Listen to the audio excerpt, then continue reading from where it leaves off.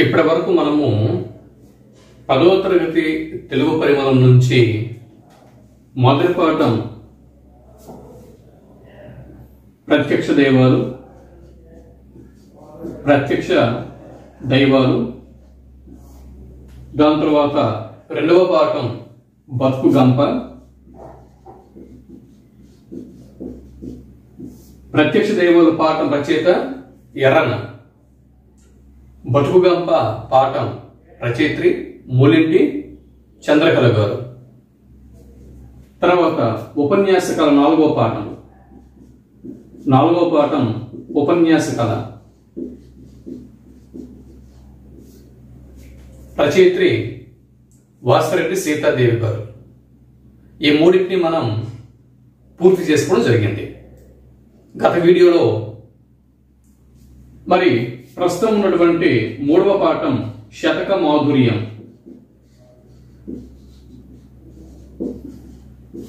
శతక మాధుర్యం ఈ పాఠం నుంచి ఒక ముగ్గురు శతక కవుల గురించి గత వీడియోలో మనం మాట్లాడుకున్నాం. ఇప్పుడు ఈ వీడియోలో దానికి కొనసాగింపుగా శతక మాధుర్యంలో మిగిలిన శతక కవుల గురించి తెలుసుకుంటూ మిగిలిన పాఠ్యాంశాల్లో ఉన్నటువంటి కవులు, రచయితలు, రచయిత్రులు, కవయిత్రులు, వారికి సంబంధించినటువంటి అంశాలు ఇప్పుడు మనం ఒక్కొక్కటిగా తెలుసుకునే ప్రయత్నం చేద్దాం. నాలుగవ కవి శతక మాధుర్యంలో నాలుగవ కవి వేమన, యోగి వేమన. మనకు తెలుసు విశ్వదాభిరామ వినుర వేమ అన్న మొకటంతో వేమన పద్యాలను రచించినటువంటి వేమన గురించి మనకి తెలుసు. అభ్యుదయ కవి అయినటువంటి వేమన గురించి మనకు తెలుసు. హేతువాద దృక్పథంతో ఉన్నటువంటి హేతువాద కవి వేమన గురించి మనకి తెలుసు. ఇకపోతే ఈయన కాలం, యోగి వేమన గారి కాలం, సాధారణంగా ఏపీ టెట్కి ప్రిపేర్ అయ్యే వాళ్ళు కాలం గురించి గుర్తుపెట్టుకోవాల్సి ఉంటుంది. ఎందు గురించి అంటే ఇంతకు ముందు 2024వ సంవత్సరంలో ఏపీ టెట్కి కండక్ట్ చేయగా అందులో శతక కవుల యొక్క వరుస క్రమం అడగడం జరిగింది.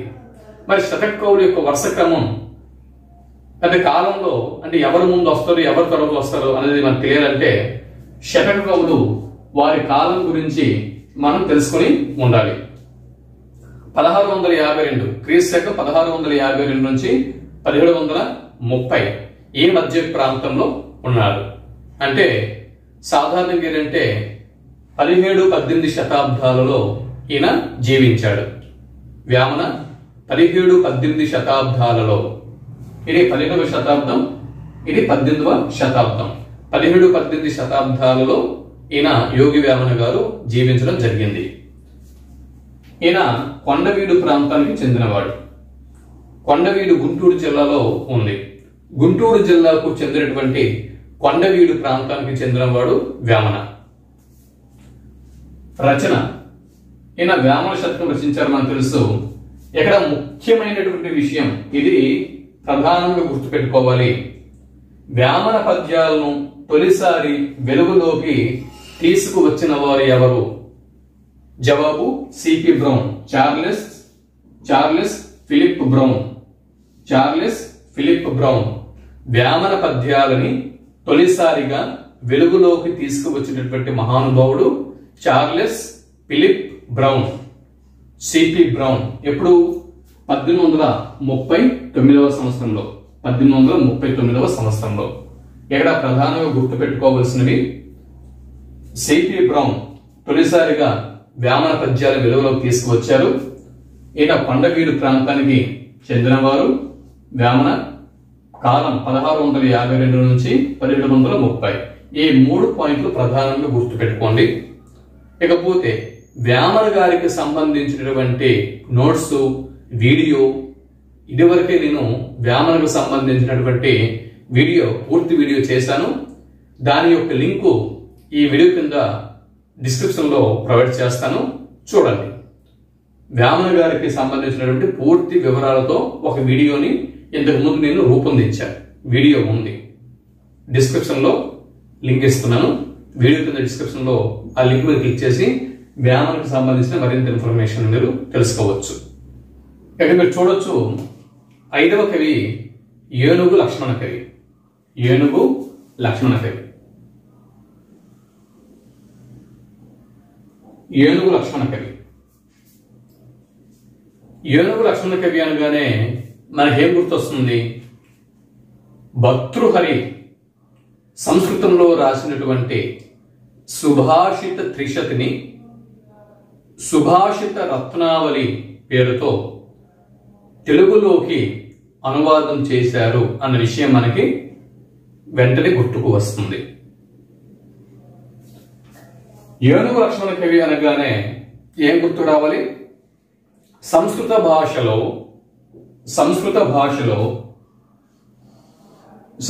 భాషలో భర్తృహరి అన్నటువంటి కవి భర్తృహరి అన్నటువంటి కవి సుభాషిత త్రిశతి దేనండి సుభాషిత త్రిశతిని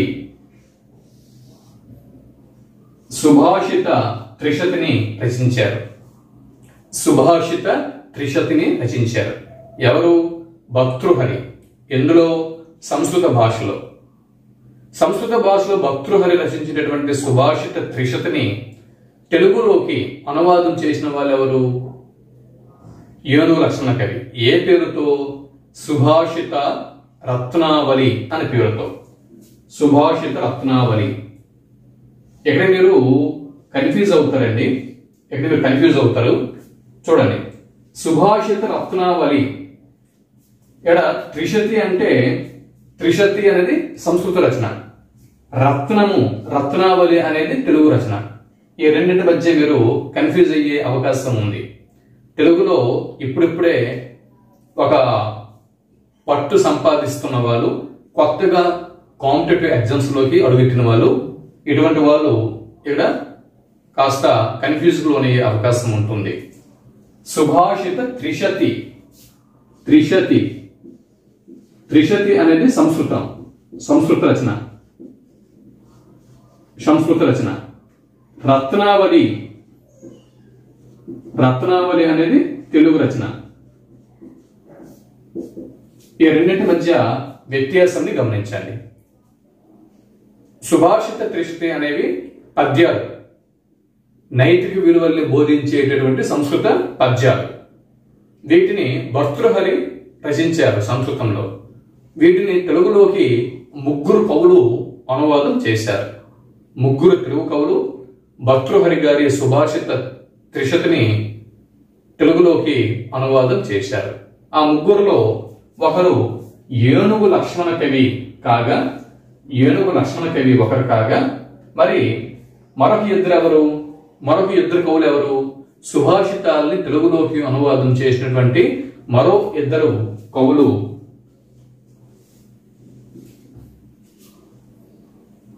యలకూచి బాల సరస్వతి,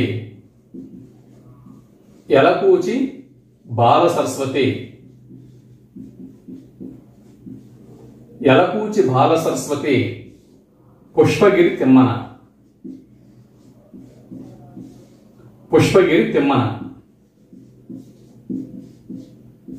యలకూచి బాల సరస్వతి మరియు పుష్పగిరి తిమ్మన. ఈ ఇరువురు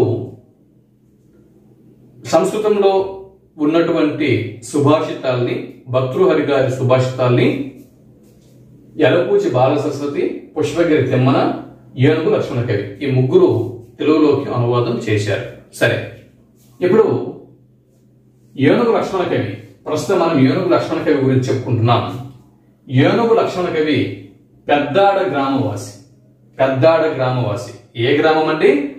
పెద్దాడ గ్రామం. పెద్దాడ గ్రామం ఎక్కడ ఉంది? కాకినాడ జిల్లాలో ఉంది. మరి బిట్ అనేది మనకు రావచ్చు. క్రింది వారిలో కాకినాడ జిల్లాలోని పెద్దాడ గ్రామానికి చెందిన కవి క్రింది వారిలో ఎవరు అని బిట్టు వస్తే ఏనుగు లక్ష్మణ కవి అని జవాబు గుర్తించాల్సి ఉంటుంది. ఏనుగు లక్ష్మణ కవి ఏ ప్రాంతానికి చెందినవారు అని బిట్టు వస్తే కాకినాడ జిల్లాలోని పెద్దాడ గ్రామానికి చెందినవారు అని మన జవాబు గుర్తించాల్సి ఉంటుంది. ఇదొక బిట్టు కంప్లీటెడ్. ఇక్కడ భర్తృహరి సుభాషిత త్రిశతి సంస్కృతం నుంచి సుభాషిత రత్నావళి అనే పేరుతో తెలుగు అనువాదం చేశారు. ఇది పూర్తయింది. ఆయన నివాసం పూర్తయింది. కాలం ఏనుగు లక్ష్మణ కవి గారి కాలం క్రీస్తు శకం 1720 నుంచి 1780. 1780 నుంచి 1720 నుంచి 1780. ఇదంతా పూర్తయిన తర్వాత ఈ కవుల గురించి మనం చెప్పుకోవడం పూర్తయిన తర్వాత ఈ కవుల వరుస క్రమం మీకు ఒక లిస్ట్ ఇస్తాను, నో ప్రాబ్లం. చివరికి ఏ కవి తర్వాత ఏ కవి ఒక వరుస క్రమం అనేది ఇస్తాను, ప్రాబ్లం లేదు. చూడండి. తల్లిదండ్రులు పేరమాంబ తిమ్మకవి. తల్లి పేరు పేరమాంబ, తల్లి పేరు పేరమాంబ, తండ్రి పేరు తిమ్మకవి. పేరమాంబ తిమ్మకవిల పుత్రుడు క్రిందవారులు ఎవరు? పేరమాంబ తిమ్మకవిల పుత్రుడు క్రిందవారులు ఎవరు అని బిట్టు వస్తే ఏనుగు లక్ష్మణ కవి అని జవాబు గుర్తించాల్సి ఉంటుంది. మరి రచనలు ఇక్కడ ఇది అయిపోయింది. ఇంక ఇతర రచనలు రామేశ్వర మహాత్మ్యం. రామేశ్వర మహాత్మ్యం. రామేశ్వరం ఎక్కడ ఉంది? తమిళనాడు రాష్ట్రంలో ఉంది. తమిళనాడులో రాముడు శివుడిని ప్రతిష్ఠించినటువంటి ప్రాంతం రామేశ్వరం కదా. రాముని చేత పూజలు అందుకున్నటువంటి శివలింగం రామేశ్వరం. సో ఆ రామేశ్వరం తమిళనాడులోని చిట్ట చివరి ప్రాంతం, మన భారతదేశపు చిట్ట చివరి ప్రాంతం అయినటువంటి రామేశ్వరంలోని ఈ శివలింగంని ప్రతిష్ఠించిన వాడు శ్రీరాముడు అని చెప్పి చెబుతారు. రాముడు చేత పూజలు అందుకున్నటువంటి శివలింగం అని చెప్పి చెబుతారు. సో ఇటువంటి రామేశ్వరం యొక్క మహాత్మ్యాన్ని ఈయన ఏనుగు లక్ష్మణ కవి గారు రచించడం జరిగింది. ఇకపోతే గంగా మహాత్మ్యం, గంగాదేవి యొక్క మహాత్మ్యం, అలాగే విశ్వామిత్రుల వారి యొక్క చరిత్ర, రామ విలాసం. రామేశ్వర మహాత్మ్యం, రామ విలాసం. చూడండి, ఈ రెండింటికి ఇది ఉంది, ఈ రెండింటికి అనుబంధం ఉంది. రాముడికి రామేశ్వరంకి అనుబంధం ఉంది. కాబట్టి రామ విలాసం, రాముని యొక్క విలాసంతో పాటు రాముని చేత పూజలు అందుకున్నటువంటి రామేశ్వర మహాత్మ్యం, క్షేత్ర మహాత్మ్యం, రామేశ్వరం యొక్క క్షేత్రం యొక్క మహాత్మ్యం, రామ విలాసం, రామేశ్వర మహాత్మ్యం. మరి రాముడు ఎవరి శిష్యుడు? రాముడికి రామాయణంలో బల అతి బల విద్యను నేర్పిన వారు ఎవరు? విశ్వామిత్రుడు. విశ్వామిత్రుడు అవునా? రాముడికి యుద్ధంతే తన యుద్ధ సంరక్షణకి తీసుకువెళ్లి దారిలో బల అతి బల విద్యను నేర్పి తర్వాత మిథిలా నగరానికి తీసుకువెళ్లి శివధనస్సుని పరిచయం చేసి జనక మహారాజు కుమార్తె అయినటువంటి సీతమ్మని రాముల వారికి వివాహం జరిగే విధంగా సీతమ్మకు రాముల వారికి వివాహం జరిగేలా ఈ కార్యక్రమం అంతా నిర్వహించిన వారు విశ్వామిత్రుల వారు. కాబట్టి విశ్వామిత్రుల వారి చరిత్ర. తర్వాత మరి దారిలో రాముడికి గంగా నది యొక్క పుట్టుక వృత్తాంతం గురించి విశ్వామిత్రుడు రామాయణంలో చెబుతాడు. గంగాదేవి యొక్క మహాత్మ్యం అంటే భగీరథుడు ఎలా గంగాదేవిని, సురగంగని, ఆకాశంలో ఉన్నటువంటి సురగంగని భూలోకంలోకి ఎలా తీసుకువచ్చాడు భగీరథుడు అనే విషయాన్ని విశ్వామిత్రుడు రామలక్ష్మణుడికి చెబుతాడు. కాబట్టి ఇక్కడ ఈ విధంగా రామాయణం కథ ఆధారంగా ఇక్కడ ఏనుగు లక్ష్మణ కవి యొక్క రచనల్ని ఈజీగా మనం గుర్తుపెట్టుకోవచ్చు. మొదటగా రాముని యొక్క విలాసం, రాముడు చేత పూజలు అందుకున్నటువంటి, రాముడు ప్రతిష్ఠించినటువంటి శివలింగం ఉన్నటువంటి క్షేత్రం రామేశ్వరం. రామేశ్వరం. రాముడి యొక్క గురువు విశ్వామిత్రుడు రాముడికి చెప్పినటువంటి వృత్తాంతం భగీరథుడు సురగంగని భూలోకంలోకి తెచ్చినటువంటి వృత్తాంతం చెబుతాడు. సో ఈ విధంగా గంగ యొక్క మహాత్మ్యం ఇలా గుర్తుపెట్టుకుంటే మరి ఏనుగు లక్ష్మణ కవి యొక్క రచనలు మీరు మర్చిపోరు. ఓకే, ఇప్పుడు ఏనుగు లక్ష్మణ కవి ఈ పేరులో ఏనుగు లక్ష్మణ కవి అన్నటువంటి ఈ పేరులో ఏనుగు ఈ పదం ఎలా వచ్చింది? అసలు ఏనుగు లక్ష్మణ కవి గారి ఇంటి పేరు ఏనుగా? ఈ విషయం ఏంటి? ఈ కథ వెనుక ఉన్నటువంటి విశేషం ఏమిటి? ఒకసారి మనం పరిశీలన చేస్తే ఈ యోనగు లక్ష్మణ కవి గారి యొక్క తాత పేరు, ముత్తాత పేరు పైడిపాల జలపాల మార్చుడు.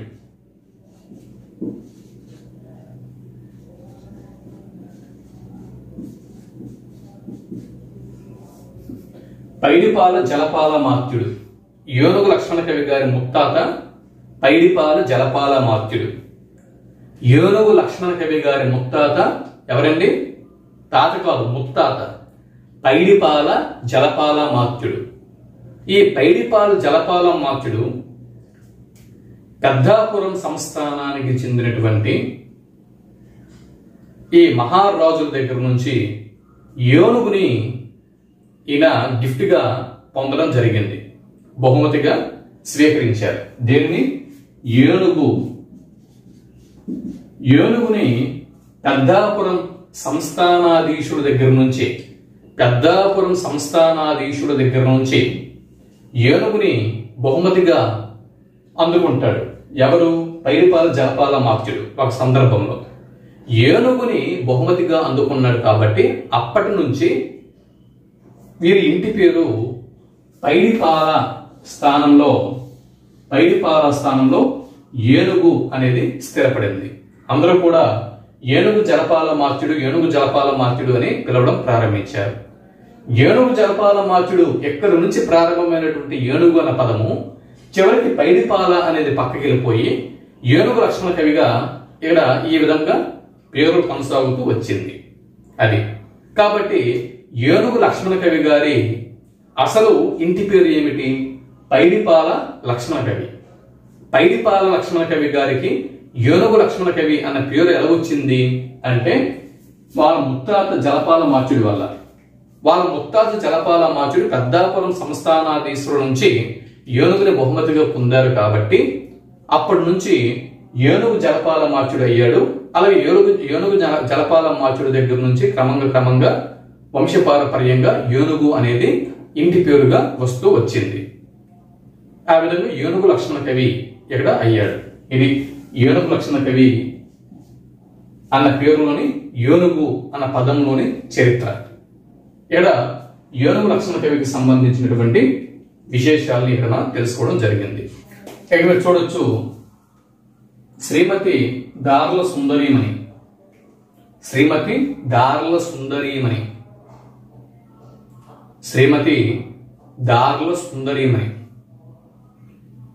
ఈమె భావలింగ శతకం రచించారు. భావలింగ శతకం ఏమి యూజీసీ నెట్లో ఈ బిట్లు అడగకూడదా? భావలింగ శతకం, అలాగే హరిహరనాథ శతకం, వెంకటాద్రీశ్వర శతకం అని చెప్పి ఒకవైపు ఇచ్చి ఇంకోవైపు శతకకర్తలు ఇచ్చి మ్యాచ్ ద ఫాలోయింగ్ జతపరచండి అని చెప్పి బిట్లు రావచ్చు కదా. యూజీసీ నెట్లో ఈ బిట్లు రాకూడదు అని లేదు కదా. కాబట్టి తెలుగు గ్రాడ్యుయేట్లు మీరు ఏ పోటీ పరీక్షకి ప్రిపేర్ అయినా కూడా కంపల్సరీగా ఇక్కడ కామన్ కోర్స్ సిలబస్తో పాటు స్కూల్ టెక్స్ట్ బుక్స్ కూడా 2 రాష్ట్రాలకు, తెలంగాణ, ఆంధ్రప్రదేశ్ 2 రాష్ట్రాలకు చెందిన టెక్స్ట్ బుక్స్ ని మనం పరిశీలించడం వల్ల ఎన్నో కొత్త విషయాలు మనకి కంటెంట్ కి యాడ్ అవుతూ ఉంటాయి. కొత్త విషయాలు మనం నేర్చుకొని ఆ కొత్త విషయాల్ని మన దగ్గర ఉన్నటువంటి స్టాక్ కంటెంట్ కి వీటిని యాడ్ చేసుకోవచ్చు. కాబట్టి నేను అందుకే మీకు వీటిని ప్రొవైడ్ చేస్తున్నాను. యూజీసీ నెట్ అన్నప్పుడు ఆ సిలబస్ ప్రకారం మనం వెళ్ళిపోవచ్చు, సిలబస్ ప్రకారం వెళ్దాం. కాకపోతే ఏంటంటే ఈ కొత్త పాయింట్లు వస్తున్నాయి. ఏనుగు లక్ష్మణ కవి గారికి ఏనుగు అన్నటువంటి ఈ పేరు ఎలా స్థిరపడింది అన్న విషయం మనం తెలుసుకున్నాం కదా. మరి కవులు ఎవరు, ఏ ప్రాంతానికి చెందినవారు అన్న విషయాలు తెలుసుకుంటున్నాం కదా. ఇంక ఎంతో అదనపు సమాచారం మనకు దొరుకుతుంది కదా. కాబట్టి స్కూల్ టెక్స్ట్ బుక్స్ అనేవి బేసిక్ నాలెడ్జ్. మనం బేసిక్ నాలెడ్జ్ అనేది విడిచిపెట్టి ఎంత మనం ప్రామాణిక పుస్తకాలు మనం ప్రిపేర్ అవుతున్నా మళ్ళీ ఎక్కడో ఒక దగ్గర మనకి లోటు అనేది కనిపిస్తూ ఉంటుంది.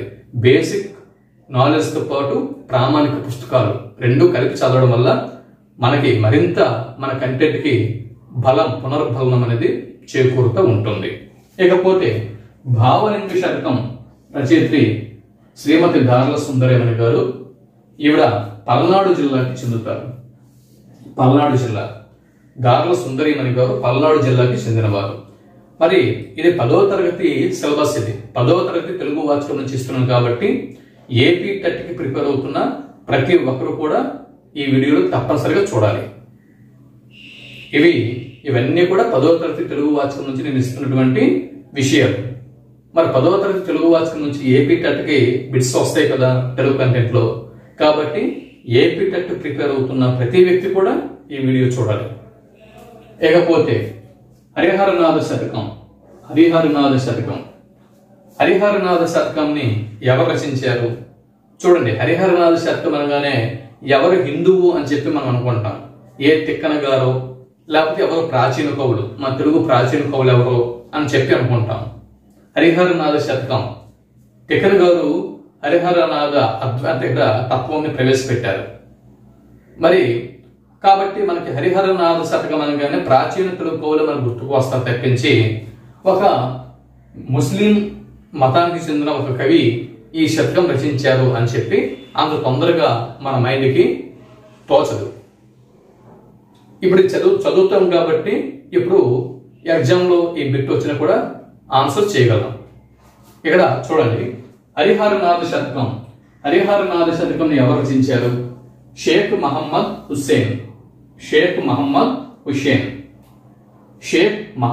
హుస్సేన్ అన్నటువంటి ఒక ముస్లిం కవి హరిహరనాథ శతకం రచించారు. ఈయన ఏలూరు జిల్లాకి చెందుతారు. ఇది యూజీసీ నెట్ లో రాకూడదా బిట్టు?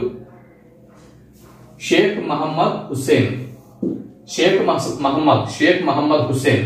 హరిహరనాథ శతకం రచించారు. ఈయన ఏలూరు జిల్లాకి చెందినవారు. గాడేపల్లి సీతారామమూర్తి గారు రచించినటువంటి శతకం వెంకటాద్రీశ్వర శతకం రచయిత వెంకటాద్రీశ్వర శతకం రచయిత గాడేపల్లి సీతారామమూర్తి గారు. బాపట్ల జిల్లా, ఈయన బాపట్ల జిల్లాకి చెందినవారు. బాపట్ల జిల్లాలోని అద్దంకి ప్రాంతానికి చెందుతారు. ఈయన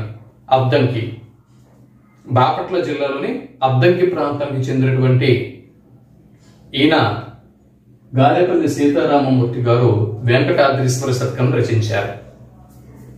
వెంకటాద్రీశ్వర శతకంతో పాటు సుందరోత్పల రామాయణం, అశ్వత్థామ అన్నటువంటి మరో 2 రచనలు కూడా చేశారు.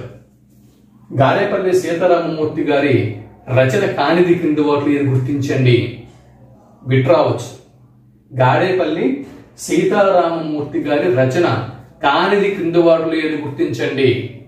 కానిది ఏది గుర్తించాలంటే ఆయన రాసిన రచనలు ఏవో మనకు తెలిసి ఉండాలి. ఆయన రచించినటువంటి రచనలు గాడేపల్లి సీతారామమూర్తి గారు రచించినటువంటి రచనలు వెంకటాద్రీశ్వర శతకం, సుందరోత్పల రామాయణం, అశ్వత్థామ. వెంకటాద్రీశ్వర శతకం, అశ్వత్థామ, సుందరోత్పల రామాయణం. ఉత్పలములు అంటే కలువ పూలు, అవునా? సుందరమైన అందమైన కలువ పూలది రామాయణం. సుందరోత్పల రామాయణం, అశ్వత్థామ, వెంకటాద్రీశ్వర శతకం ఈ 3టిని ఈయన రచించారు. ఎవరు? గాడేపల్లి సీతారామమూర్తి గారు. ఈ 3 చూడండి. భావలింగ శతకం శ్రీమతి గార్ల సుందరీమణి, హరిహరనాథ శతకం షేక్ మహమ్మద్ హుస్సేన్, వెంకటాద్రీశ్వర శతకం గాడేపల్లి సీతారామమూర్తి. వీటితో పాటు సుందరోత్పల రామాయణం, అశ్వత్థామ మరో 2 రచనలు కూడా ఈయన చేశారు. ఇవి గుర్తు పెట్టుకుని ఎగ్జామినేషన్ హాల్కి వెళ్తే బాగుంటుంది. ఇప్పుడు త్రిపురనేని రామస్వామి చౌదరి, ఈయన గురించి చూద్దాం. త్రిపురనేని గోపీచంద్ గారి నాన్నగారు త్రిపురనేని రామస్వామి చౌదరి. ఈయన ప్రముఖ హేతువాది. త్రిపురనేని రామస్వామి చౌదరి గారు ప్రముఖ హేతువాది. జననం ఈజీ గుర్తుపెట్టుకోవచ్చు. జనవరి 15. జనవరి 15 అంటే మనకి సంక్రాంతి పండుగలో కనుమ ముక్కనుమ రోజులు అవుతాయి. మేబీ సాధారణంగా 14వ తేదీ అంటే 13, 14 తేదీలో భోగి సంక్రాంతి పడతా ఉంటుంది. ఆ తర్వాత కనుమ, ముక్కనుమ. అంటే ఓవరాల్గా సంక్రాంతి పండుగ వాతావరణం జనవరి 15. సంవత్సరము 1887. 1887. 1885 డిసెంబర్ 28 ఇండియన్ నేషనల్ కాంగ్రెస్ స్థాపన. 1885 December 28. 1885 December 28 Indian National Congress స్థాపన. అక్కడికి 2 సంవత్సరాల తర్వాత, ఇంకా కరెక్ట్గా సంవత్సరము తర్వాత అనుకోవచ్చు. సో 1886 అని అది ఏడాది తర్వాత Indian National Congress party establishment అయిన తర్వాత ఒక ఏడాది గడిచిన తర్వాత, ఏడాది మీద 1 నెల గడిచిన తర్వాత, అంటే దాదాపుగా సుమారుగా నేను చెప్పాను 1887వ సంవత్సరం జనవరి 15న త్రిపురనేని రామస్వామి చౌదరి గారు జన్మించారు. ఇలా గుర్తుపెట్టుకోండి. 1885 డిసెంబర్ 28న ఇండియన్ నేషనల్ కాంగ్రెస్ పార్టీ స్థాపన జరిగింది. 86 డిసెంబర్ కాకుండా 86 డిసెంబరు కాకుండా 87 జనవరిలో 15వ తేదీన ఈయన జన్మించారు. ఇది జన్మస్థలం కృష్ణా జిల్లా. ఎక్కడ జన్మించారు? కృష్ణా జిల్లాలో జన్మించారు. ఎక్కడ జన్మించారంటే త్రిపురనేని రామస్వామి చౌదరి గారు కృష్ణా జిల్లాలో జన్మించారు. వృత్తి న్యాయవాది. న్యాయవాది అంటే లాయర్. న్యాయవాది వాదించేవాడు, న్యాయం తరపున వాదించేవాడు న్యాయవాది. న్యాయం మీద తీర్పులు అంటే న్యాయవాదులు అంటే న్యాయవాదుల యొక్క వాదనలు విన్నాక ఆ వాదనలపై తీర్పు చెప్పేవాడు న్యాయమూర్తి. కాబట్టి ఇక్కడ న్యాయమూర్తి కాదు, న్యాయవాది. ఈయన వృత్తి న్యాయవాది, లాయర్. ఈయన బ్రిటన్లోని డబ్లిన్ నగరంలో డబ్లిన్లో ఈయన న్యాయశాస్త్రాన్ని అభ్యసించారు. ఎవరు? త్రిపురనేని రామస్వామి చౌదరి గారు. తర్వాత ఇది వృత్తి. ప్రవృత్తి నాటక రచయిత, కవి, అవధాని. నాటక రచయిత, కవి మరియు అవధాని. రచనలు కుప్పుస్వామి శతకం. కుప్పుస్వామి శతకం రచించిన వారు ఎవరు? త్రిపురనేని రామస్వామి చౌదరి. సూత పురాణం కూని రాణా ప్రతాప్. ఈ 4 రచనలు ప్రధానంగా బాగా గుర్తుపెట్టుకోండి. కుప్పుస్వామి శతకం 1. 2 సూత పురాణం. కుప్పుస్వామి శతకం, సూత పురాణం. మనకి పురాణాలు అష్టాదశ పురాణాలు, 18 పురాణాలు. అవి కాక మరొక పురాణం ఈయన రచించాడు, అదే సూత పురాణం. ఇక్కడ కుప్పుస్వామి శతకం, సూత పురాణం, రాణా ప్రతాప్, కూని. ఈ 3 రచనలు, ఈ 4 రచనలు గుర్తుపెట్టుకోండి. కుప్పుస్వామి శతకం, సూత పురాణం, కూని, రాణా ప్రతాప్. ఇది బాగా గుర్తుపెట్టుకోండి. రాణా ప్రతాప్ తర్వాత కూని. ఇవి మర్చిపోవడానికి అవకాశాలు అనేవి ఉంటాయి. ఇవి మర్చిపోం. కుప్పుస్వామి శతకం ఆన్సర్ చేసేస్తాం, సూత పురాణం ఆన్సర్ చేసేస్తాం, కూని, రాణా ప్రతాప్ ఈ 2 రచనల విషయంలో కన్ఫ్యూజ్ లోనయ్యే అవకాశం అనేది ఉంటుంది. కూని, రాణా ప్రతాప్. మరి మరణం 1943 అంటే క్విట్ ఇండియా ఉద్యమం 1942లో ప్రారంభమైంది. క్విట్ ఇండియా ఉద్యమం 1942.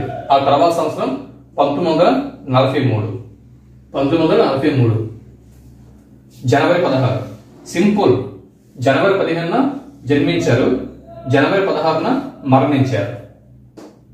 మరణము జననము జనవరి 15, 16. చూడండి, జననము మరణము జననము జనవరి 15, మరణము జనవరి 16. ఇక్కడ ఇండియన్ నేషనల్ కాంగ్రెస్ పార్టీ స్థాపించిన ఆ తర్వాత సంవత్సరం ఈయన 1887లో జన్మించారు. అలాగే క్విట్ ఇండియా ఉద్యమం తర్వాత సంవత్సరం 1943లో మరణించారు. ఎక్కడ? తెనాలిలో మరణించారు. కృష్ణా జిల్లాలో జన్మించారు, తెనాలిలో మరణించారు. ఇది త్రిపురనేని రామస్వామి చౌదరి. త్రిపురనేని రామస్వామి చౌదరి ఎప్పుడు జన్మించారు? 1887 జనవరి 15. ఎప్పుడు మరణించారు? 1943 జనవరి 16.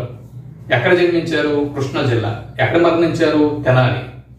మరి ఈయన ఎక్కడ న్యాయశాస్త్ర విద్యని ఎక్కడ అభ్యసించారు? బ్రిటన్లోని డబ్లిన్లో.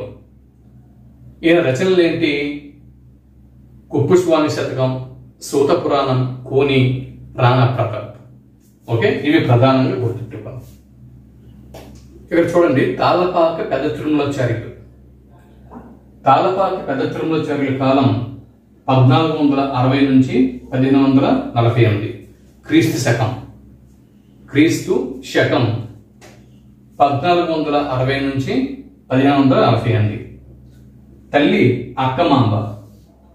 తల్లి ఎవరండి? అక్కమాంబ. అన్నమయ్య పెద్ద భార్య. తాళపాక అన్నమాచార్యుల వారి పెద్ద భార్య తాళపాక అక్కమాంబ. తాళపాక అక్కమాంబ గారి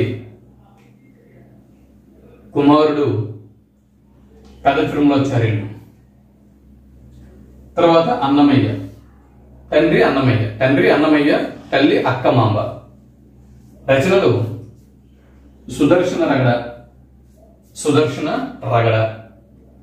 రగడ సాహిత్యాన్ని తెలుగు సాహిత్యంలో ప్రవేశపెట్టిన వాడు పాల్పూరికి సోమనాథుడు. సుదర్శన రగడ రచించారు. వెంకటేశ శతకం రచించారు. వెంకటేశ శతకంతో పాటు వెంకటేశ్వర వచనములు, తర్వాత ఆధ్యాత్మిక సంకీర్తనలు. ఇవి ప్రధానంగా కాలం గురించి అడగరు, కానీ కాలం గుర్తు పెట్టుకోవాలి. ఈ శతక కవుల యొక్క వరుస క్రమం నేను ఇస్తానండి, ఇప్పుడు ఇస్తాను. అయితే ప్రధానంగా తల్లిదండ్రులు అక్కమాంబ, అన్నమయ్య యొక్క మొదటి పత్ని లేదా పెద్ద భార్య అక్కమాంబ కుమారుడు పెద్ద తిరుమలాచార్యులు. రచనలు సుదర్శన రగడ, వెంకటేశ శతకం, వెంకటేశ్వర వచనములు, ఆధ్యాత్మిక సంకీర్తనలు. ఇవి ప్రధానంగా గుర్తు పెట్టుకుంటారు. ఇప్పుడు శతక కవులు వరుస క్రమం ఒకసారి చూద్దాం. 10వ తరగతి తెలుగు పరిమళంలో శతక మాధుర్యంలో ఉన్నటువంటి శతక కవులు వారి యొక్క కాలక్రమం ఎక్కడ మీకు ఇచ్చాను చూడండి. తాళపాక పెద్ద తిరుమలాచార్యులు 1460 నుంచి 1548. చూడండి, వారి యొక్క కాలం అనేది మీరు ఒకసారి చెక్ చేసుకోండి. పెద్ద తిరుమలాచార్యులు, తర్వాత దూర్జటి, తర్వాత మారద వెంకయ్య, తర్వాత పోతులూరి వీరబ్రహ్మం గారు, తర్వాత వేమన. కానీ మీకేమర్థమైంది?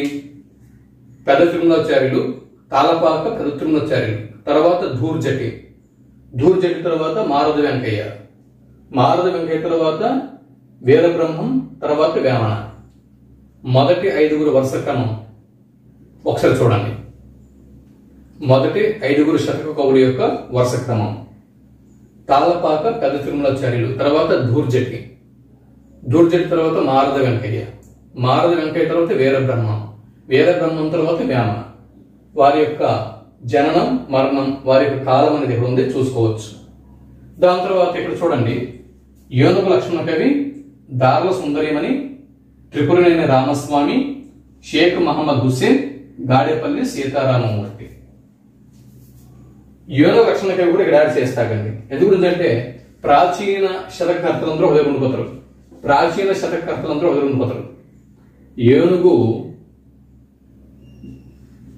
ఏనుగు లక్ష్మణ కవి,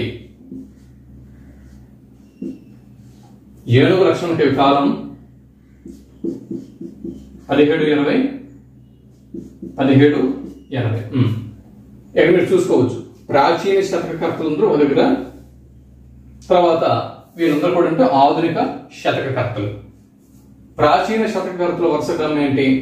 పెద్ద తిరుమలాచార్యులు, ధూర్జటి, నారద వెంకయ్య, వీరబ్రహ్మం, వేమన, ఏనుగు లక్ష్మణ కవి. ప్రాచీన కవుల్లో చివరివాడు ఏనుగు లక్ష్మణ కవి. ఏనుగు లక్ష్మణ కవి. మళ్ళీ పెద్ద తిరుమలాచార్యులు, ధూర్జటి తర్వాత నారద వెంకయ్య, నారద వెంకయ్య తర్వాత వీరబ్రహ్మం, వేమన, ఏనుగు లక్ష్మణ కవి. అయిపోయింది 6. తర్వాత ఇక్కడ దార్ల సుందరిమణి, త్రిపురనేని రామస్వామి చౌదరి, షేక్ మహమ్మద్ హుస్సేన్, గాడేపల్లి సీతారామమూర్తి. ఇది ఈ శతకకర్తలు 10వ తరగతి తెలుగు పరిమళం శతక మాధుర్యంలోని శతకకర్తలు వారి యొక్క వరుస క్రమం. ఇది గుర్తుపెట్టుకోండి. తర్వాత చూడండి, మనం 4 పాఠాలకు సంబంధించినటువంటి కవులు, రచయిత్రులు వారి గురించి మనం తెలుసుకోవడం జరిగింది. ఇప్పుడు 5వ పాఠం జలియన్ వాలా బాగ్. తెలుగు పరిమళం 10వ తరగతి తెలుగు వాచకంలో 5వ పాఠం జలియన్ వాలా బాగ్. మొదటి పాఠం ఏంటండి? ప్రత్యక్ష దేవాలు. 2వ పాఠం బతుకు గంప. 3వ పాఠం శతక మాధుర్యం. 4వ పాఠం ఇక్కడ ఉపన్యాస కళ. 5వ పాఠం జలియన్ వాలా బాగ్. ఇలా పాఠ్యాంశాల యొక్క వరుస క్రమం కూడా మనకి గుర్తుండాలి. అంటే ఏపీడిఎస్సి, ఏపీ టెట్ వీటికి ప్రిపేర్ అవుతున్న వారికి, యూజీసీ నెట్కి ఈ పాఠ్యాంశాలు అవసరం లేదు. కాకపోతే నెట్కి ప్రిపేర్ అవుతున్న వాళ్ళు వీటిలో ఉన్నటువంటి ఇన్ఫర్మేషన్ని గ్యాదర్ చేసుకుని ముందుకి వెళ్ళాల్సి ఉంటుంది. అంటే యూజీసీ నెట్ సిలబస్ వేరు, కానీ ఆ యూజీసీ నెట్ సిలబస్లో ఆధునిక తెలుగు సాహిత్యం అనేది ఉంది కదా. ఆధునిక తెలుగు సాహిత్యంలో ఆధునిక తెలుగు కవులు, రచయితలు వాటిలో భాగంగా డాక్టర్ ఉమర్ ఆలీ షా గురించి బిట్ రాకూడదా? ఉమర్ ఆలీ షా మీద బిట్స్ అనేవి రాకూడదని లేదు కదా. కాబట్టి ఒకసారి ఇక్కడ చూద్దాం. డాక్టర్ ఉమర్ ఆలీ షా జలియన్ వాలా బాగ్ అన్న పాఠ్యభాగాన్ని మనకి అందించినటువంటి కవి లేదా రచయిత ఎవరండి? డాక్టర్ ఉమర్ ఆలీ షా అనేటటువంటి ఒక ముస్లిం కవి. కాలం 1885 నుంచి 1945. కాలం గుర్తున్నా గుర్తుండకపోయినా అంత ప్రాబ్లం లేదు. ఇకపోతే జన్మస్థలం నేటి కాకినాడ జిల్లాలోని పిఠాపురంలో జన్మించారు. డాక్టర్ ఉమర్ ఆలీ షా జన్మస్థలం పిఠాపురం, నేడు కాకినాడ జిల్లా, నాడు తూర్పుగోదావరి జిల్లా. తల్లిదండ్రులు డాక్టర్ ఉమర్ ఆలీ షా గారి తల్లిదండ్రులు చాంద్ బీబీ మొహియుద్దీన్ బాద్షా, చాంద్ బీబీ మరియు మొహియుద్దీన్ బాద్షా. ఈయనకు ఉన్నటువంటి బిరుదులు పండిట్ మరియు మౌల్వి. పండిట్ మరియు మౌల్వి అనేవి ఈయనకున్నటువంటి బిరుదులు. గురుపీఠం, ఈయన స్థాపించినటువంటి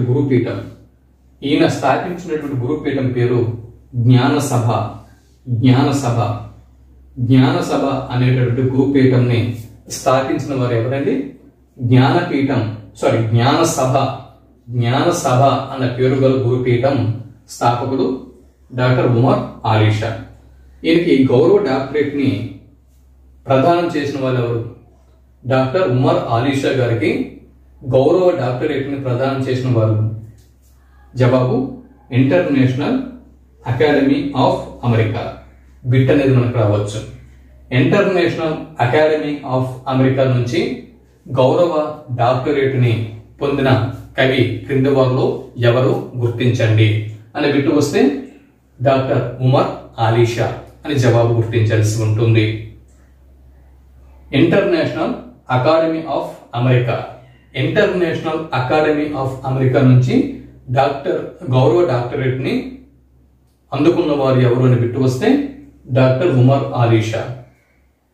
పండిట్ మౌల్వి అన్న బిరుదములు ఎవరివి అని బిట్టు వస్తే డాక్టర్ ఉమర్ అలీ షా. జ్ఞాన సభ అన్న గురుపీఠం స్థాపకులు ఎవరు అని బిట్టు వస్తే డాక్టర్ ఉమర్ అలీ షా. ఈయన జన్మస్థలం ఏది అని బిట్టు వస్తే పిఠాపురం. అప్పట్లో తూర్పుగోదావరి జిల్లా, ప్రస్తుతం అది కాకినాడ జిల్లాలో భాగంగా ఉంది. తల్లిదండ్రులు చాందబీబీ మొహియుద్దీన్ బాద్షా. ఇకపోతే రచనలు, ఈయన రచించినటువంటి నాటకాలు మొహియుద్దీన్ రచించినటువంటి నాటకాలు. మనకి ఇటీవల కాలంలో యూజీసీ నెట్ అవ్వచ్చు, లేకపోతే తెలంగాణ సెట్ అవ్వచ్చు, ఏపీ సెట్ అవ్వచ్చు, లేకపోతే టెట్ అవ్వచ్చు, ఏపీ టెట్ అవ్వచ్చు, ఏపీ డిఎస్సి అవ్వచ్చు, తెలంగాణ టెట్ అవ్వచ్చు, తెలంగాణ డిఎస్సి అవ్వచ్చు. ప్రశ్నలు కాన్సెప్ట్ బేస్డ్గా వస్తున్నాయి. ఒక బిట్ ఇచ్చి దాని కింద 4 ఆప్షన్లు అడిగేటటువంటి రోజులు పోయాయి. ఓవరాల్గా ఒక కాన్సెప్ట్ బేస్డ్గా ప్రశ్నలు వస్తున్నాయి. అందుకే కాన్సెప్ట్ వైజ్గా మనం నేర్చుకుని ఎగ్జామ్ హాల్కి వెళ్ళడం అనేది ఉత్తమం. ఇకపోతే నాటకాలు మణిమాల, చంద్రగుప్త, అనసూయదేవి, విషాద సౌందర్యం. ఇవి ఇక్కడ చూడండి నాటకాలు. ఇక్కడ ఉమర్ అలీ షా రచించినటువంటి నాటకాల్లో 3 స్త్రీలు ఉన్నారు. 3 స్త్రీలు.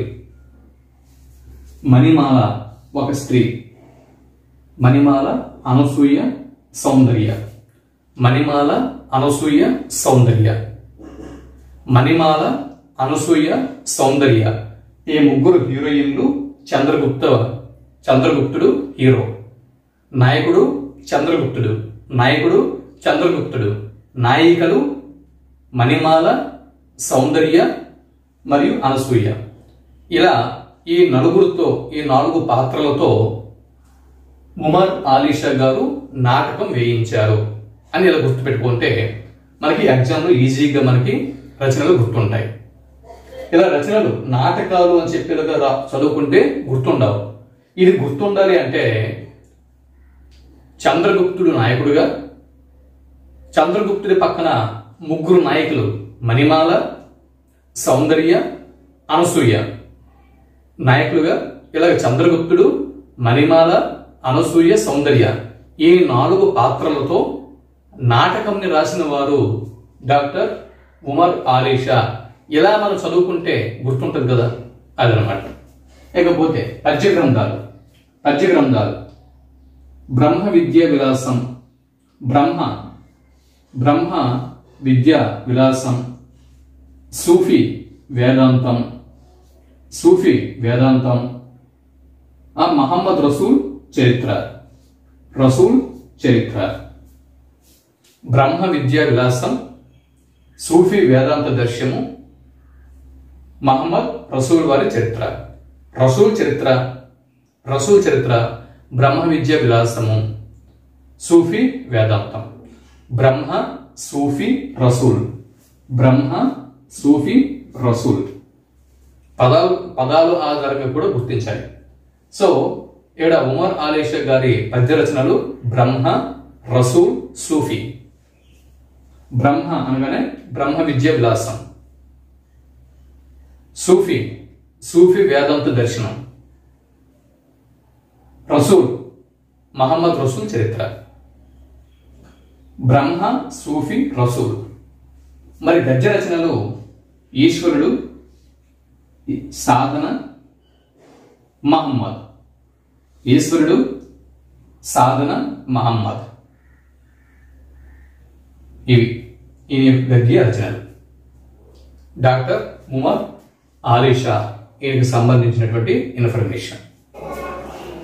తెలుగు పరిమళంలో 6వ పాఠం ప్రకృతి సందేశం. 6వ పాఠం ఏంటంటే ప్రకృతి సందేశం. పాఠాల వరుస క్రమం ఒకసారి గుర్తించుకోండి.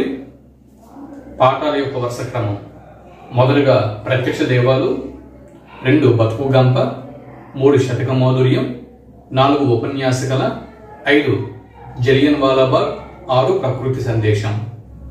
పాఠాల వరుస క్రమం మనకు వచ్చేస్తుంది కదా. ఇప్పుడు ప్రకృతి సందేశం పాఠ్యభాగం యొక్క కవి ఎవరు? ఏపీ టెట్లో కానీ ఏపీ డిఎస్సీలు కానీ బిట్ అనేది రావచ్చు. ప్రకృతి సందేశం అంటే ఒకవైపు పాఠ్య భాగాలు ఇస్తాడు, ఇంకోవైపు కవులు రచయితలు పేర్లు ఇస్తాడు. ఇచ్చి ఈ పాఠ్య భాగాలకు సంబంధించిన కవులు లేదా రచయితలు వారిని జతపరచండి, జతపరిస్తే సరైనటువంటి ఆప్షన్ ఏది వస్తుంది గుర్తించండి అని చెప్పి ఇటువంటి బిట్లు అనేవి ఇస్తాడు. కాబట్టి ప్రకృతి సందేశం పాఠ్యభాగం యొక్క కవి లేదా రచయిత వైసీవి రెడ్డి అని మన జవాబు గుర్తించాల్సి ఉంటుంది. వైసీవి రెడ్డి గారి పూర్తి పేరు మీద బిట్ అడిగితే గనక యమ్మనూరు చినవెంకటరెడ్డి, యమ్మనూరు చినవెంకటరెడ్డి అని జవాబు గుర్తించాల్సి ఉంటుంది. యమ్మనూరు చినవెంకటరెడ్డి వైసీవి రెడ్డి యొక్క పూర్తి పేరు. ఇతని కాలం 1926లో జన్మించాడు, 1989లో పరమపదించారు.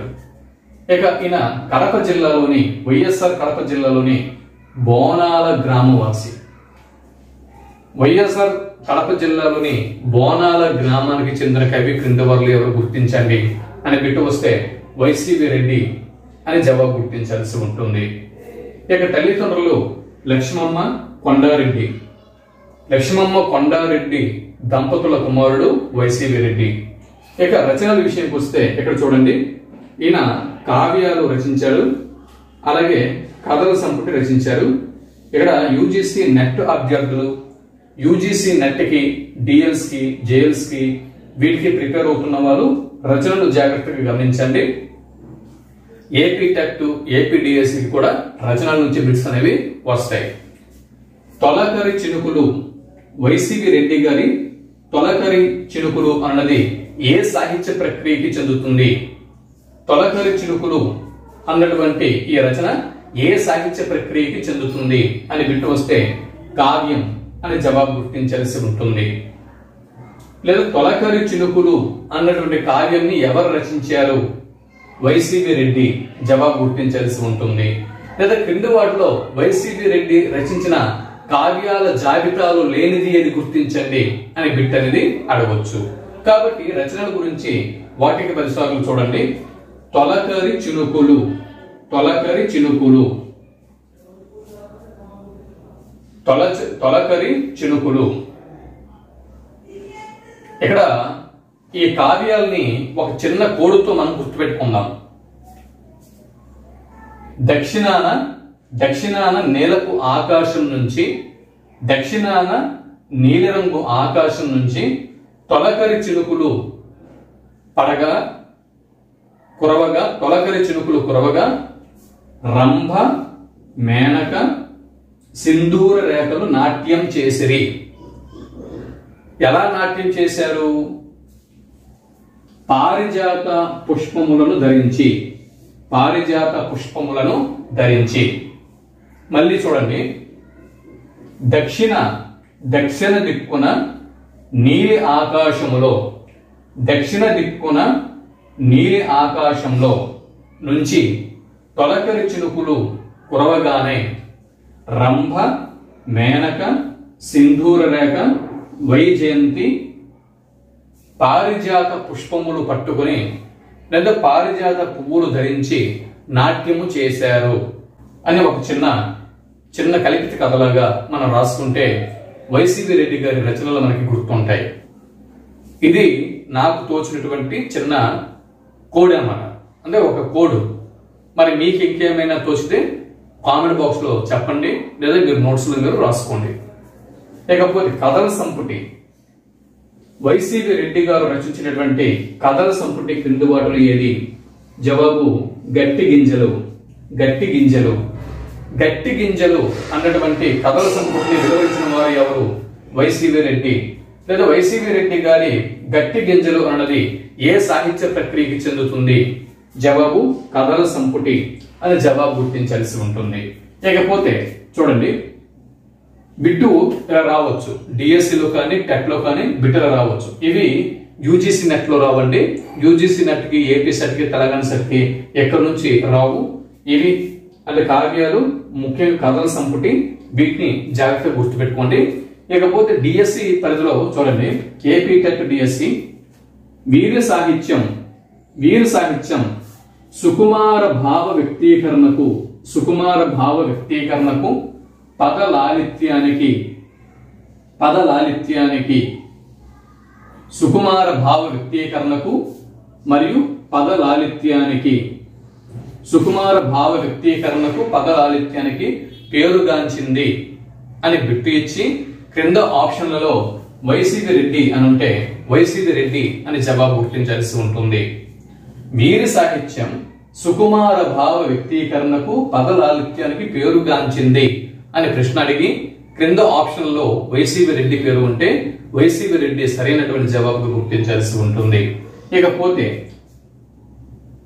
పల్లె ప్రజల కష్టాలు, వ్యవసాయ జీవితం మరియు రాయలసీమ జనజీవనం, ఈ 3 అంశాలు ఎవరి రచనల్లో ప్రతిబింబిస్తాయి లేదా వీటిని తన రచనల్లో ప్రతిబింబింప చేసిన కవి క్రింద వారులు ఎవరు అని బిట్టు వస్తే వైసీవి రెడ్డి అని జవాబు గుర్తించాల్సి ఉంటుంది. పల్లె ప్రజల కష్టాలని, వ్యవసాయ జీవితాన్ని, రాయలసీమ జనజీవనం యొక్క పరిస్థితుల్ని, వీటిని తన రచనల్లో ప్రతిబింబింప చేసినటువంటి కవి క్రింద వారులు ఎవరు గుర్తించండి అని బిట్టు వస్తే వైసీవి రెడ్డి అని మనం జవాబు గుర్తిస్తాం. ఇవి వైసీవి రెడ్డికి సంబంధించినటువంటి ఇన్ఫర్మేషన్. 7వ పాఠం చేజారిన బాల్యం పాఠం రచయిత షీలా వీర్రాజు గారు. ప్రకృతి సందేశం తర్వాత 7వ పాఠం చేజారిన బాల్యం. పాఠం తర్వాత పాఠాల యొక్క వరుస క్రమం బాగా గుర్తుపెట్టుకోండి. ఏపీ డిఎస్సికి, AP Telangana, AP TET, AP డిఎస్సికి ప్రిపేర్ అవుతున్న వాళ్ళు పాఠాల యొక్క వరుస క్రమం గుర్తుపెట్టుకోండి. ఇప్పుడు చేజారిన బాల్యం పాఠం యొక్క రచయిత ఎవరు అని బిట్టు వస్తే షీలా వీర్రాజు గారు అని జవాబు గుర్తించాల్సి ఉంటుంది. షీలా వీర్రాజు గారు. చేజారిన బాల్యం పాఠం రచయిత షీలా వీర్రాజు. ఆయన కాలం 1939లో జన్మించారు. 2022లో అంటే ఇటీవల కాలంలో, ఇప్పుడు మనం 2025లో ఉన్నాం. 2022వ సంవత్సరంలో ఇటీవల కాలంలోనే ఆయన మరణించడం జరిగింది, షీలా వీర్రాజు గారు. ఇకపోతే షీలా వీర్రాజు గారు ఆయన ఏ ప్రాంతం చెందినవారు? షీలా వీర్రాజు గారు ఏ ప్రాంతం చెందినవారు? జవాబు రాజమహేంద్రవరం. తెలుగు సాహిత్యానికి పుట్టినిల్లు అయినటువంటి రాజమహేంద్రవరం. గొప్ప గొప్ప కవులందరూ కూడా మన తెలుగు సాహిత్యాన్ని పుట్టించినటువంటి నన్నయ్య గారు రాజమహేంద్రవరంలోనే రాజరాజ నరేంద్రుని ఆస్థానంలో తెలుగు సాహిత్యాన్ని ఆంధ్ర మహాభారతం ద్వారా ప్రారంభించారు. దాని తర్వాత ఆధునిక తెలుగు సాహిత్యాన్ని పుట్టించిన రాయప్రోలు సుబ్బారావు గారు కూడా ఈ రాజమహేంద్రవరం ప్రాంతానికి చెందినవారే.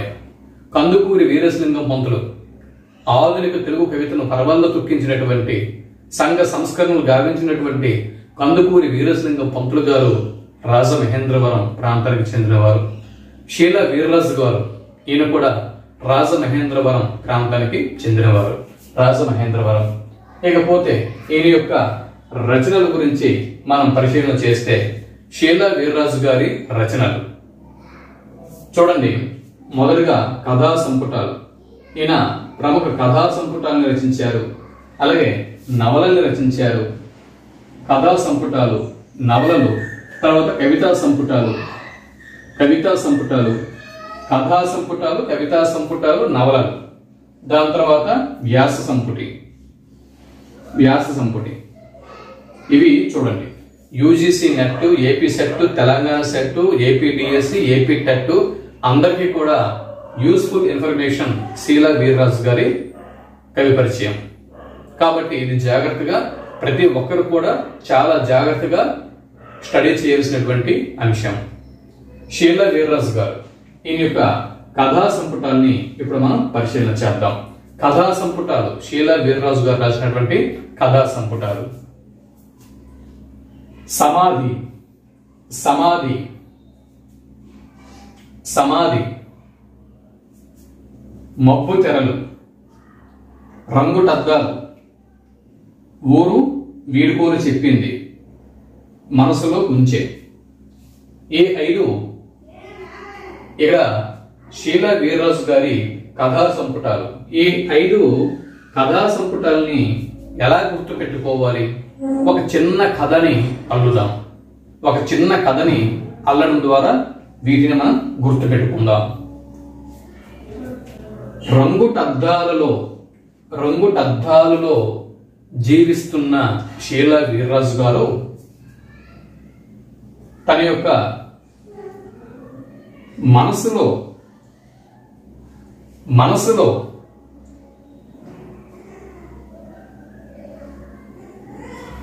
మబ్బు తెరలు కమ్ముకోవటంతో రంగుటద్దాలలో జీవిస్తున్న షీలా వీర్రాజు గారికి మనసులో మబ్బు తెరలు కమ్ముకోగానే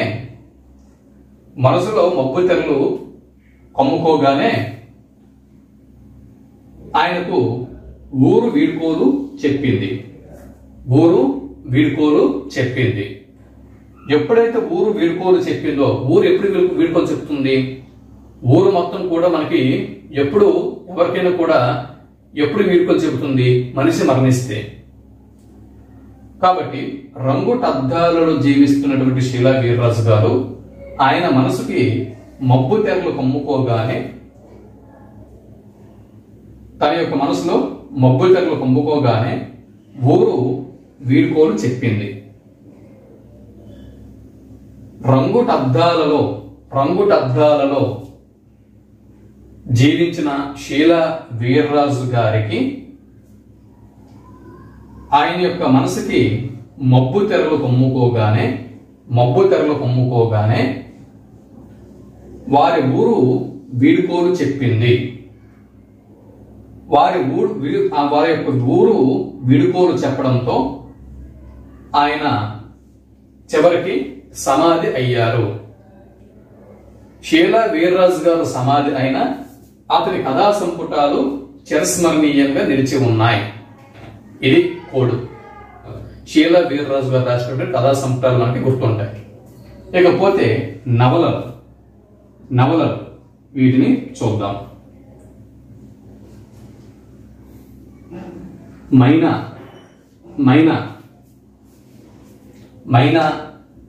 కరుణించని దేవత, వెలుగు రేఖలు, ఈ 3 నవలలు. మైనా, షీలా వీర్రాజు గారి కరుణించని దేవత ఎవరు? మైనా. షీలా వీర్రాజు గారి కరుణించని దేవత ఎవరండి? షీలా వీర్రాజు గారికి కరుణించని దేవత ఎవరు? మైనా. వెలుగు రేఖలు. షీలా వీర్రాజు గారికి కరుణించని దేవత మైనా, వెలుగు రేఖలు. ఇవి షీలా వీర్రాజు గారి నవలలు. దీనికి 1969వ సంవత్సరంలో మైనా అనేటువంటి నవలకి 1969వ సంవత్సరంలో ఆంధ్రప్రదేశ్ సాహిత్య అకాడమీ అవార్డు అనేది లభించింది. ఆంధ్రప్రదేశ్ సాహిత్య అకాడమీ అవార్డుని గెలుచుకున్న షీలా వీర్రాజు గారి నవల మైనా ఎప్పుడు 1969వ సంవత్సరంలో ఆంధ్రప్రదేశ్ సాహిత్య అకాడమీ అవార్డు మైనా అన్నటువంటి నవలకి దక్కింది. ఇక వ్యాస సంపుటి కళానికి ఇటు అటు అన్నది ఈయన రాసినటువంటి వ్యాస సంపుటి. మరి కవితా సంపుటాలు కొడిగట్టిన సూర్యుడు, ఎర్ర డబ్బా రైలు, కిటికీ కన్ను, పడుగు పేకల మధ్య జీవితం. కొడిగట్టిన సూర్యుడు, ఎర్ర డబ్బా రైలు, కిటికీ కన్ను, పడుగు పేకల మధ్య జీవితం, పడుగు పేకల మధ్య జీవితం, కొడిగట్టిన సూర్యుడు, ఎర్ర డబ్బా రైలు, కిటికీ కన్ను, పడుగు పేకల మధ్య జీవితం. మరి వీటిని, ఈ కవితా సంపుటాల్ని ఎలా గుర్తుపెట్టుకోవాలి? ఈ కవితా సంపుటాల్ని ఏ విధంగా మనం గుర్తుపెట్టుకుంటాం? షీలా వీర్రాజు గారు ఎర్ర డబ్బా రైలులో ప్రయాణం చేస్తూ ఉండగా కిటికీలో నుంచి బయటికి చూడగా కొడిగట్టిన సూర్యుడు కనిపించాడు. దాంతో ఆయన ఆ రాత్రికి ముసుగేసుకుని పడుకున్నారు. అది పడుగు పేకల మధ్య జీవితం.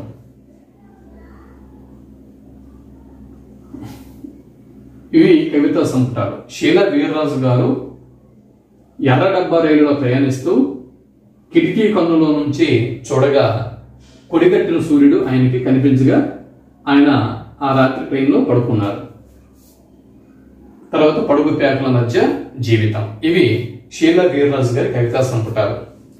నాకు తెలిసినటువంటి కోడింగ్ అనేది నేను చెబుతున్నాను, మీకు తెలిసిన కోడింగ్ లో మీరు వీటిని గుర్తుపెట్టుకోండి. మరి ఇన్ని రచనల్ని మనం కోడింగ్ అనేది సెర్చ్ చేసుకోకపోతే గుర్తుపెట్టుకోవడం అనేది చాలా కష్టం.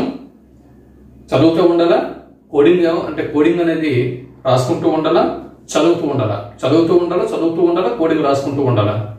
రివిజన్ ఆపకూడదు, కోడింగ్ రాసుకుంటూ ఆ కోడింగ్ కూడా మనకి ఎగ్జామ్ హాల్ గుర్తు రావాలంటే చదువుతూ ఉండాలి అంతే. ఇంకొక మరో ఆప్షన్ అనేది లేదు. రెండవ పాఠ్యభాగం జీవని పాఠ్యభాగం యొక్క రచయిత ఎవరు? జీవని పాఠ్యభాగం యొక్క రచయిత ఎవరు అని బిట్టు వస్తే డాక్టర్ వి చంద్రశేఖరరావు అని జవాబు గుర్తించాల్సి ఉంటుంది. Doctor V Chandrashekar Rao. చంద్రశేఖరరావు గారు ఏ ప్రాంతం చెందినవారు? జవాబు ప్రకాశం జిల్లా. డాక్టర్ వి చంద్రశేఖరరావు గారు ప్రకాశం జిల్లాకి చెందినవారు. ఈయన కథా సంపుటాల్ని, నవలల్ని ఈయన రాయడం జరిగింది.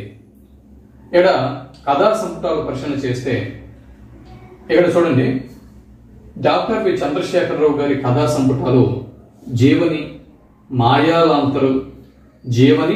మాయాలాంతరు, ద్రోహ వృక్షం, లెనిన్ ప్లేస్. ఇవి కథా సంపుటాలు. మొత్తం నాలుగు కథా సంపుటాలు. జీవని అన్న కథని రాసిన వారు ఎవరు? జవాబు చంద్రశేఖరరావు. మాయాలాంతరు డాక్టర్ వి చంద్రశేఖరరావు గారు రాసినటువంటి మాయాలాంతరు ఏ సాహిత్య ప్రక్రియకి చెందుతుంది? జవాబు కథా సంపుటం అన్న సాహిత్య ప్రక్రియకి చెందుతుంది. ద్రోహ వృక్షం అలాగే లెనిన్